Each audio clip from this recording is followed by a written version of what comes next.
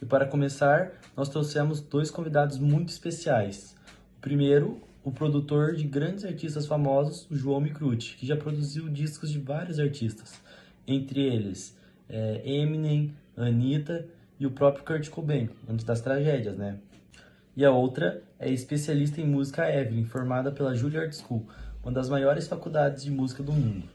Bom, a Taylor Swift é uma das artistas mais famosas atualmente, e isso principalmente entre os jovens e adolescentes. O seu álbum Midnights, que foi lançado no final de 2022, simplesmente se tornou o mais vendido do ano. E tem um estudo com outros especialistas que comprova que as músicas dela podem transmitir aos jovens sentimentos positivos, alegria, harmonia e tranquilidade.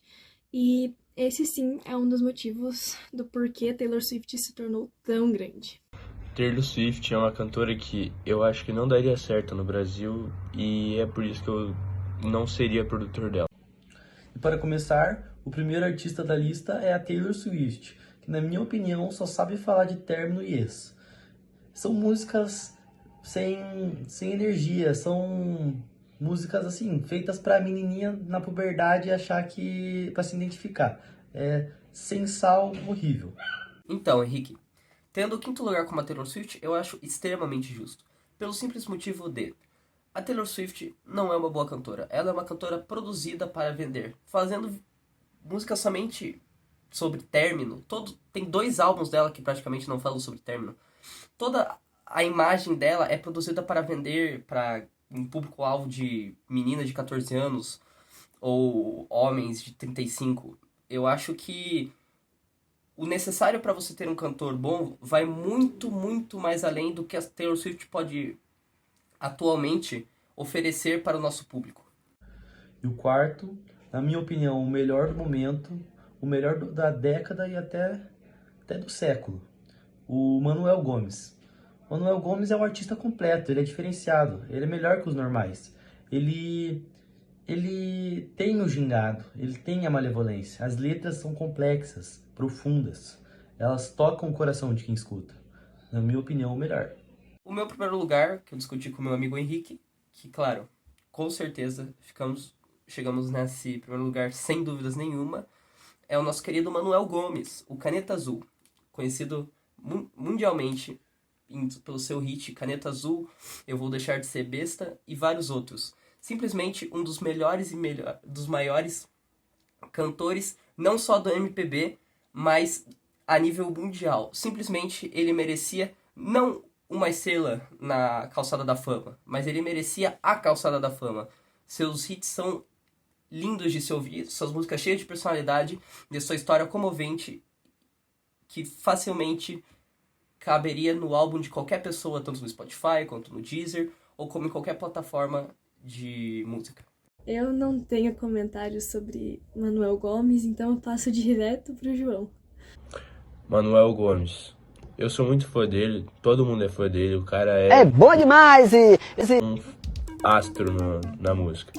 Qualquer música que ele for cantar, ele arrasa. Então, eu acho que, obviamente, não só eu, mas todo mundo seria produtor dele.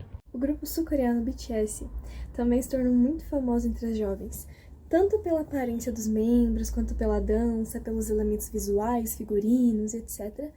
Tanto pelo fato de que os integrantes do grupo tendem a interagir muito com as fãs. Então, vira e mexe, eles fazem lives, às vezes as fãs ajudam a escrever as músicas, e isso cria um laço entre fã e ídolo.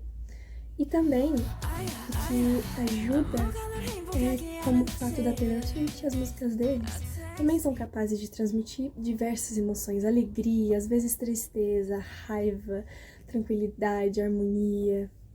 E é isso.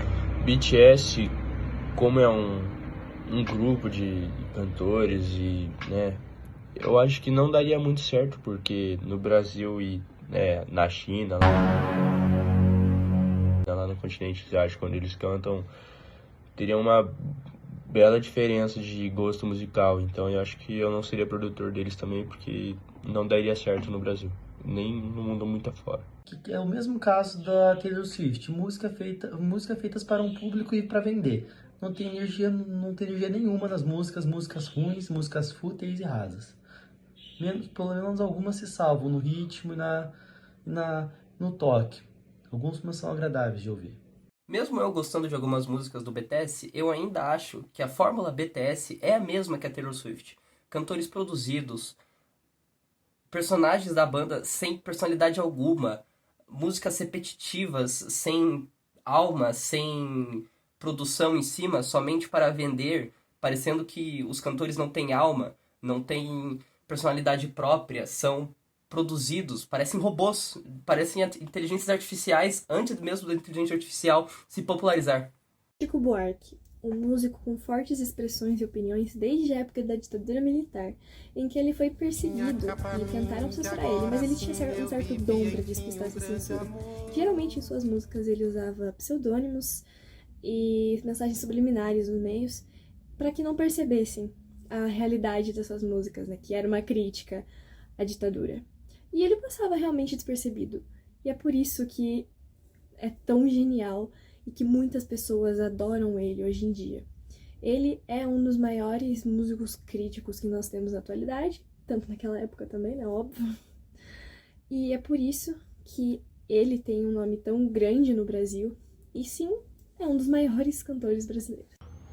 Chico Buarque é um cantor que eu acho que já passou o momento dele, a fase dele, o auge dele, e é por isso que eu não seria o produtor dele.